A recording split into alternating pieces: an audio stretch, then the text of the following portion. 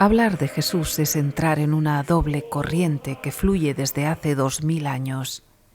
Por un lado, la del hombre real, que caminó por los senderos polvorientos de Galilea. Por el otro, la del rostro espiritual, que ha iluminado a generaciones enteras con una fuerza que trasciende el tiempo, las culturas y los idiomas. En algún punto entre estas dos aguas, la historia y la experiencia interior, se encuentra una presencia que sigue viva, capaz de despertar silencio, asombro y apertura.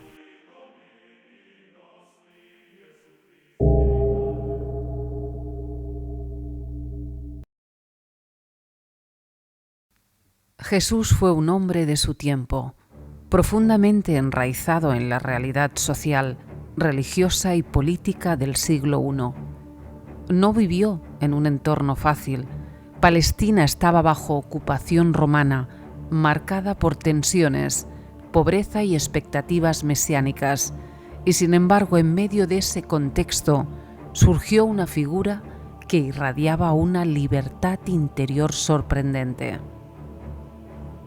Vivió como un judío itinerante, no dejó escritos, no fundó un movimiento institucional, no pertenecía a las élites sociales ni religiosas.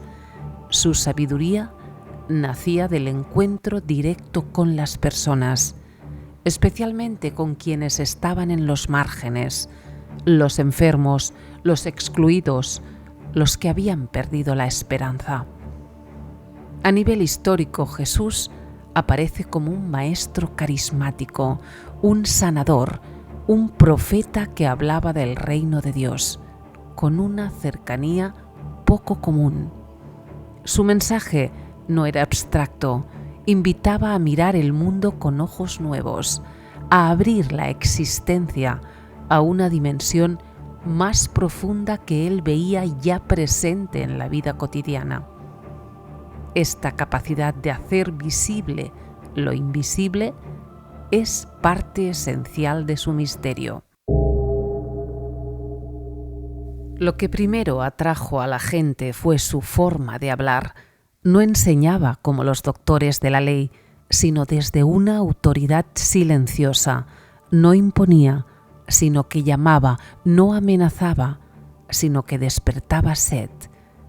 En sus palabras se mezclaban la ternura y la firmeza, la poesía y lo concreto.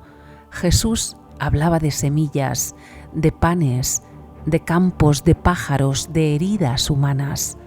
Nada quedaba fuera de su mirada contemplativa.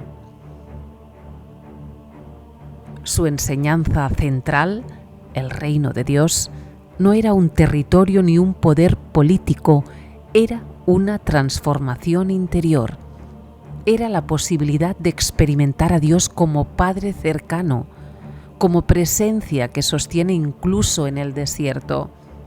Para Jesús, el reino era ya una realidad que germinaba con cada gesto de compasión, con cada perdón concedido, con cada corazón que se abría a algo más grande que sí mismo.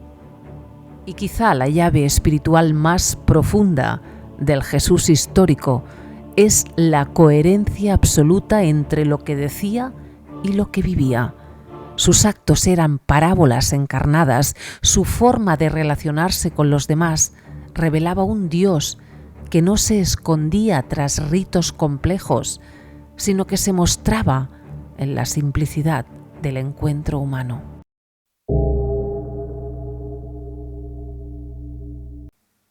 Aunque Jesús vivía rodeado de personas, sabía retirarse a los lugares solitarios. Los evangelios mencionan montes, desiertos, noches de oración. Allí se sumergía en un silencio que lo sostenía. La historia no puede describir exactamente qué pasaba en esos momentos, pero su vida muestra que en ese silencio se encendía una fuente interior que lo hacía libre, frente a cualquier miedo. Ese Jesús que se retira es profundamente espiritual, un hombre que escucha, que se deja abrazar por el misterio, que no teme abrirse a lo desconocido de Dios. En él, la oración no era un ritual, sino un latido, y ese latido se volvía luego presencia para los demás.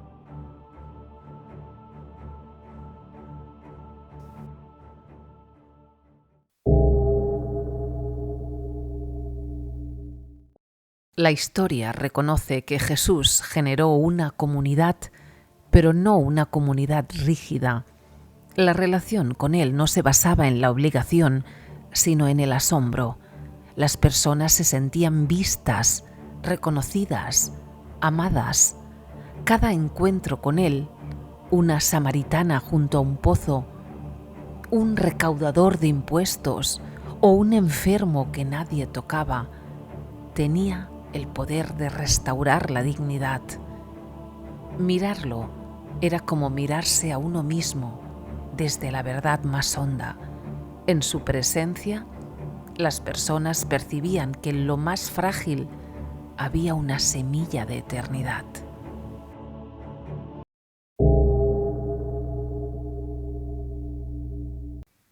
Históricamente sabemos que Jesús terminó ejecutado por Roma, acusado de alterar el orden público.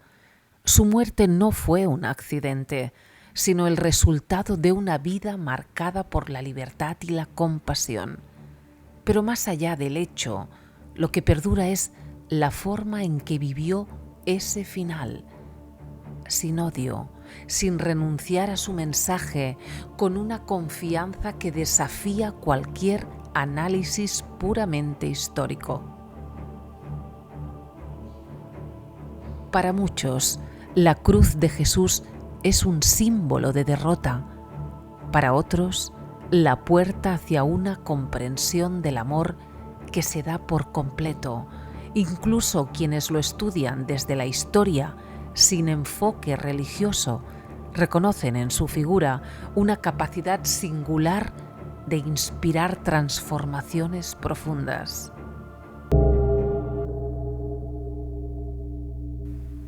Después de su muerte, algo imposible de ignorar ocurrió.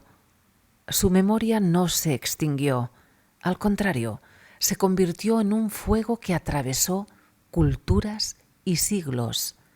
Los primeros discípulos experimentaron que Jesús seguía vivo de una manera nueva y su testimonio dio nacimiento a una visión espiritual que cambió la historia humana. Desde el punto de vista histórico, pocos personajes han tenido un impacto tan vasto. Desde el punto de vista espiritual, su vida se convirtió en un signo que invita a cada ser humano a entrar en profundidad, a buscar sentido, a dejarse tocar por una presencia que no se impone, pero que transforma.